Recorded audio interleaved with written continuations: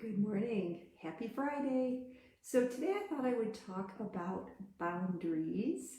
And we've heard that word and we know what boundaries are. Boundaries are giving ourselves almost like a little cushion or a bubble around ourselves to really protect ourselves from doing too much, being too stressed out, taking on too much, being involved with too many activities or going to too many things.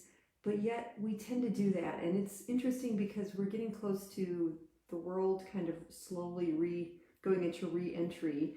And it might be really easy to just jump back into everything that we've been doing before all of this hit and just going gangbusters again, going to all these meetings, going to events, happy hours, all these things that we liked doing before, but we found that we were always exhausted. By Friday, we were just worn out.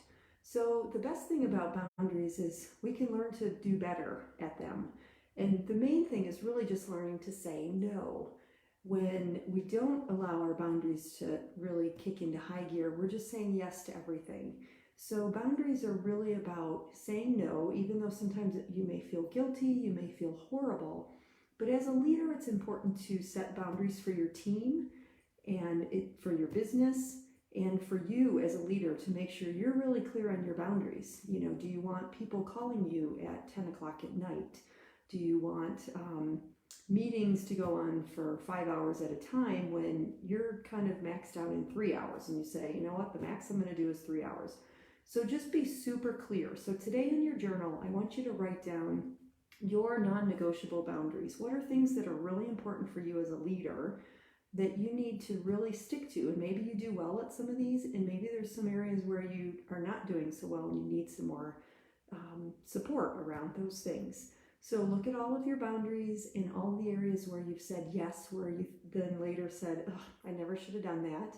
Or look at those areas where you said no and then you feel good about it. So there's a difference with how you feel when you say yes versus when you say no, I'm not going to do that. And it's funny because I can think of a recent example for myself where, I watch, sometimes I watch these shows on TV like Grammys or award shows, and every time I'm thinking, oh, this will be good. And then at the end of a couple hours, I literally say, yeah, there was like one good moment or two. That was a waste of my time. And I should have just said, why am I going to watch this?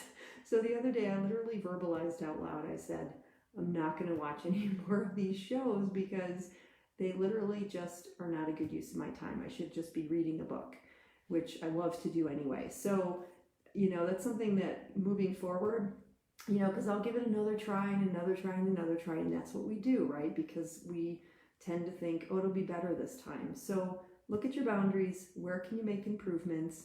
Jot those down. When you see them on paper, they're more real. And then let's work on getting those set up in place so that you, again, are not stressing yourself out, doing too much, especially when we get back to life. Go out and make it a great day, and I will see you tomorrow.